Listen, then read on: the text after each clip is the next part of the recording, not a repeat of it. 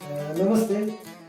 आज खूप दिवसापासून आमच्या सोशल मीडियावरती त्याच पद्धतीने आज यायच्या जमान्यामध्ये माणसाला माणूसपण म्हणून विसरणारा समाज हा खूप जास्त वाढत चाललेला आहे.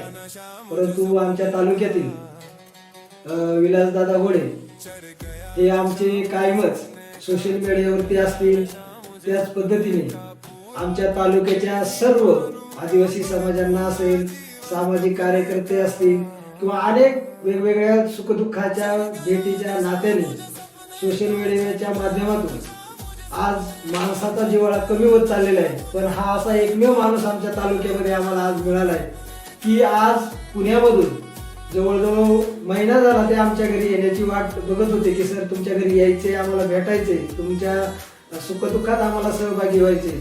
आणि असा हा माणूस अकोले तालुक्यातून आमच्या घरी कोंढापुरी या ठिकाणी आम्हाला घरी सदिच्छा भेट दिली.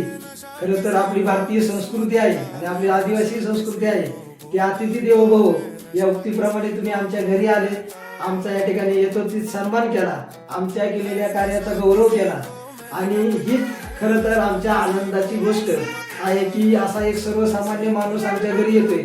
अक्षरशः कोणत्याही गोष्टीची तमा न बाळगता, गाडी नाही, घोडा नाही, कोणत्याही गोष्टीची. तर असे हे सामाजिक कार्यकर्ते प्रत्येक तालुक्यातील म्हणा, पुणे जिल्ह्यातील म्हणा किंवा जिथपर्यंत त्यांना पोहोचता येईल तिथपर्यंत ते पोहोचण्याचा प्रयत्न या ठिकाणी करत आहेत. आणि आज 26 जानेवारीच्या निमित्ताने ते आम्हाला आमच्या या कोंढापुरी या ठिकाणी सदिच्छा भेट दिली आणि आमचं तोंड भरून कौतुक केलं, आमचा या ठिकाणी सन्मान केला.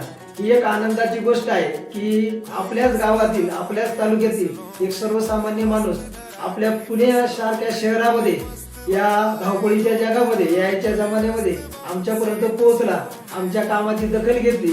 त्याबद्दल घोडे साहेब तुमचं मी मनापासून आभार मानतो की एवढं सुंदर असं तुमचं काम आहे.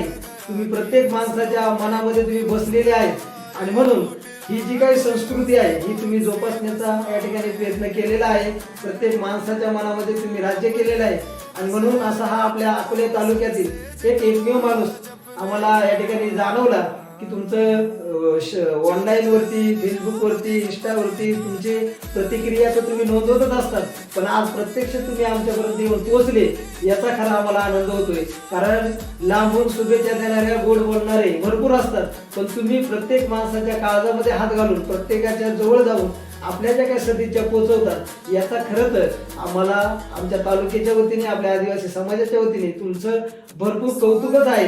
आणि म्हणून तुमच्या पुढील सामाजिक कार्यामध्ये सगळ्या गोष्टींच्या, तुमच्या मनोकामना, तुमच्या इच्छा ज्या काही तुमच्या मनामध्ये असतील त्या आपण पूर्ण होऊ असं या ठिकाणी मी तुमच्या सदिच्छा आणि तुमच्या शुभेच्छा स्वीकारतो. आणि तुम्हाला पुढील वाटचालीसाठी, समाज कार्यासाठी आणि जरी तुम्हाला पुढील आयुष्यामध्ये जरी राजकारणा क्षेत्रात जायचं जरी असलं तरी पुढील वाटचालीसाठी तुम्हाला शुभेच्छा देऊ आणि माझे 2 शब्द या ठिकाणी संपवतो. धन्यवाद.